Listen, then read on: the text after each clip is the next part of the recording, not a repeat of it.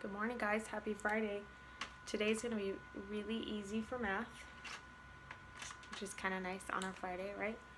And we're going to talk about units of time. And you should be very familiar with a lot of this, but we're going to go over it anyway because we're going to have a quiz on the different ways to determine units of time. And I'll explain that in a minute. So, units of time. 1 minute. We know what 1 minute is. 1 minute is 60 seconds. Okay, so for keeping track of something, maybe timing your running, right? For it to be a minute, that's 60 seconds. 1 hour equals 60 minutes.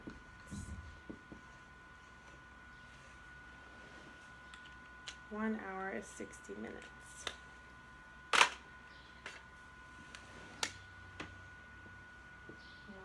1 day equals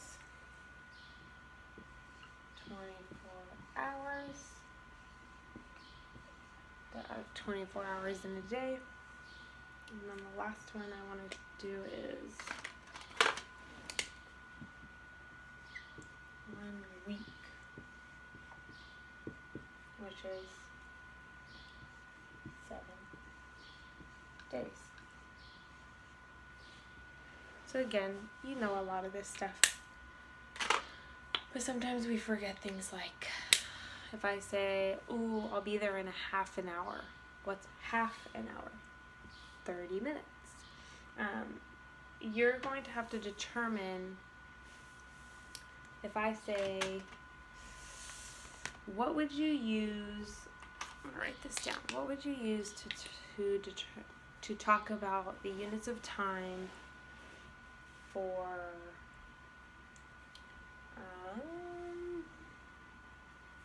driving to the store? If I'm asking you, what unit of time would you use? Would you use seconds?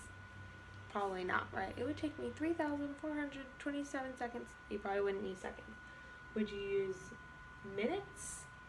Yeah, probably, depending on how far away the store is. I'm assuming you wouldn't use hours unless you go to some super exclusive faraway store. Definitely wouldn't use days. It wouldn't take you days to get to the store, and you wouldn't use weeks. So we've done this before in the quizzes, right?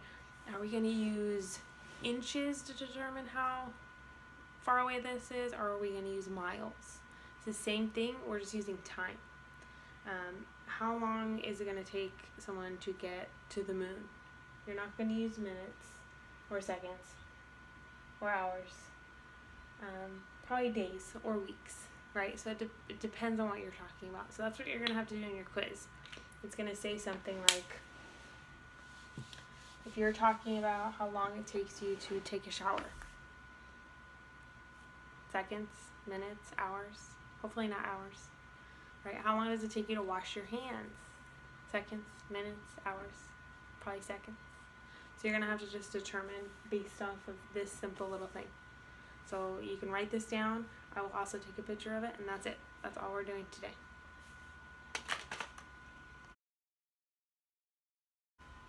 Okay, so we have restart chapter 24, and we're back on Brendan. And something's going to happen in this chapter. Brendan's kind of torn. He's mad at Chase for everything that happened, but he still is struggling, and he believes that he wasn't lying and they really are friends. So he doesn't really know what to do. Brendan's going to come across something, and he's going to try to show the video club kids. And I want to know if you think if the video club kids will care or not. And this question will make more sense after we read the chapter. So let's get right into it. Chapter 24, Brendan Espinoza. Kimberly's gone. I don't mean she's dead or anything drastic like that. She hasn't even moved away. Just gone from my life. That time in the music room when she cared enough to help me out of the tuba when I was too slick with fire extinguisher foam to get any traction, I really believed that I was starting to make some progress with her. But it turns out that was wishful thinking. In the end, she was just hanging around to be close to Chase. Now that he's kicked out, she's stopped coming to meetings. From an artistic standpoint, that's probably a good thing. Now she's back supporting the football team since Chase is on it again.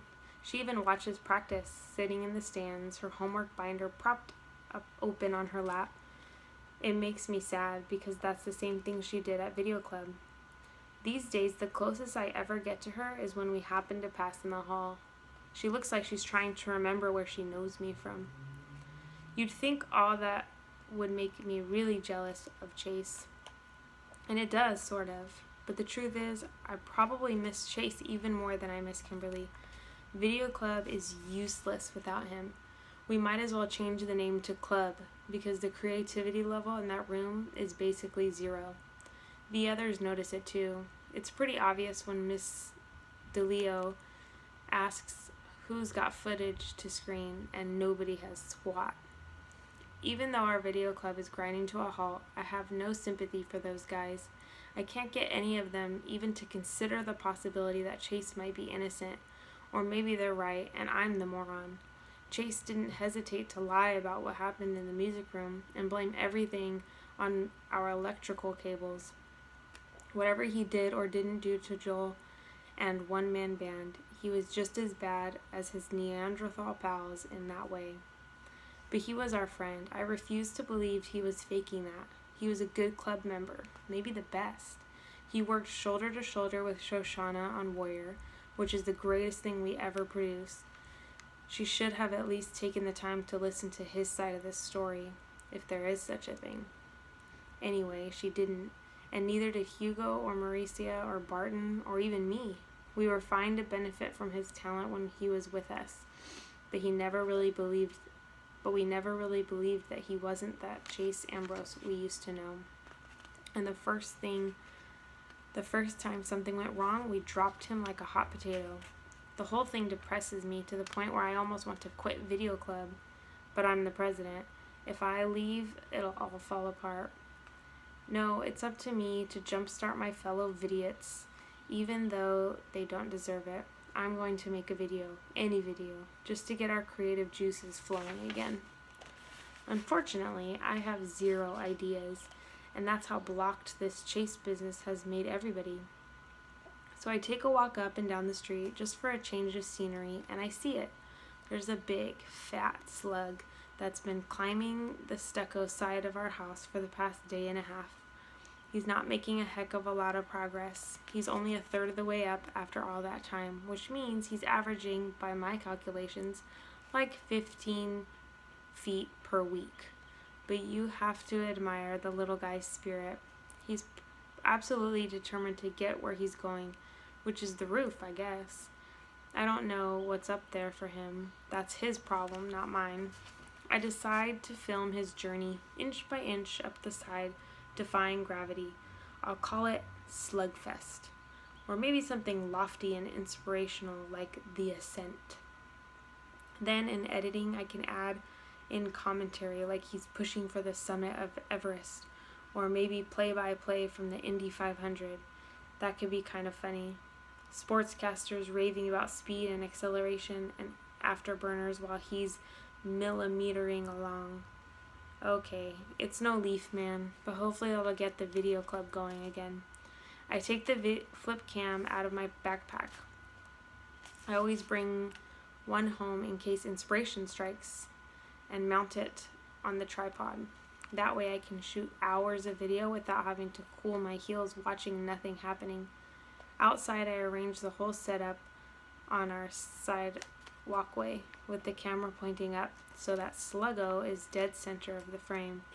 It's not as if he's going to zoom out of the picture anytime soon, not unless someone straps a tiny booster rocket onto his butt or whatever slugs have back there. I press the record button and nothing happens. No pulsing green light to indicate filming. Weird. We recharge the camera batteries every day. I try again, still nothing. That's when I notice the message flashing on the viewfinder. Memory full. That's impossible. Club rules say you have to download your footage onto a computer or a memory stick so we can wipe the camera for the next user. Mr. Leo is a real tyrant about it. How did this one get missed? And if the memory's full, what's on it? I press the play button. The first thing I hear out of the Flipcam's tiny speaker is a high-octane full orchestra rendition of "For He's a Jolly Good Fellow." Then I see myself in a dark suit and bow tie on band risers in front of a green screen. I'm in a chair with a clarinet in my hands, pretending to play along with the fast-paced music. As I watch, transfixed clarinet Brendan disappears to be replaced in a jump cut by another version of myself sitting in the same chair a few feet away. This time, I've got a violin and I'm fiddling like mad in furious time with the song. That goes on for a little while. Then, just as suddenly, I'm seated at a drum set on the highest risers. My arms just a blur. It hits me. This is one-man band. I must have started the camera in all the excitement. I never switched it off. Come to think of it, I never turned in the camera that afternoon. Kimberly did it for me while I was in the bathroom trying to clean up my suit, which was hemorrhaging shoe polish all over the school. And Kimberly, being Kimberly, she didn't know the rule about wiping the memory. She just put the camera back on the shelf. Amazing. I thought One Man Band was gone forever, and here it is on this Flipcam, ready to be cut into my greatest video ever. Obviously, I won't be able to use the tuba part because that's when we got attacked and the whole shoot got busted up. After all, my band can't feature a tuba player who gets slimed with foam and trapped in his own instrument. But the rest of it, breathlessly, I fast forward. It's all okay. Better than okay. This could be my first YouTube video to be a hit. I scan right to the end, and it's all there. Aaron and Bear raiding the chute, Kimberly running out to get Chase, and finally the tug-of-war between him and Bear with the fire extinguisher. Even over the loud music, you can actually hear the whack when the heavy metal casing smashes Joel in the eye. I wince a little at that. No wonder half the poor guy's face is black and blue. That had to hurt. I'll bet it still does. Also, and this is important, no smoke, no fire. No reason to fill the room with foam. Not that I ever took that story seriously. Still, it's nice to see hard evidence. Evidence. I'm so wrapped up in reliving it that it takes a few seconds to realize that I'm looking at something monumentally important. All of that craziness in the music room happened so fast that it was impossible to process. But here's a visual record that I can watch over and over again to catch every detail. So I back up the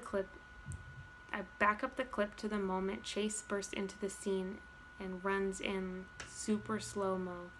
He looks shocked. If he planned this, he has to be the greatest actor in the world. When Bear hands him the fire extinguisher, he takes it, but he just stands there holding it as if he has no idea what it is or why he has it. He never fires it or even holds it upright. It's like he's in a daze until Bear tries to grab the thing back. Then Chase wakes up and the struggle is on to keep it away from Bear. And when he pulls it free and swings it back and hits Joel, pure accident. Maybe afterward he helped Aaron and Bear cover up what they did, but this video proves that Chase was trying to stop the attack, not to join in. I'm practically bursting out of my skin with excitement. I want to run in 15 different directions to spread the word far and wide. Who should I tell first? Chase? Mr. Leo? Dr. Fitzwallace? It's more than just about Video Club. It's about justice. And don't forget Joel himself. He shouldn't be allowed to go on thinking that Chase still has it out for him. And Shoshana? She's a nice person and a great Vidiot, let's face it. Right now, she'd burn Chase at the stake if she thought she could get away with it. She needs to know what really happened. All the Vidiots do. I frowned. It's the weekend. None of us will be at school until Monday. This has to be done right. The school can wait, but the video club should see this footage. It's more than just evidence. It'll be nothing less than a demonstration of the power of the moving image to change hearts and minds. Who better than the president of the video club to make it happen? I take out my phone and compose a text to Chase, Shoshana, and Joel. Urgent. Come to my house at 10 a.m. tomorrow. There's something important you have to see. P.S. I'm not trying to rope you into helping me with another YouTube video. After some agonizing soul searching, I send the same text to Kimberly, but I add a line that says, P.S. Chase is going to be there. Okay, I want to see her again. Sue me.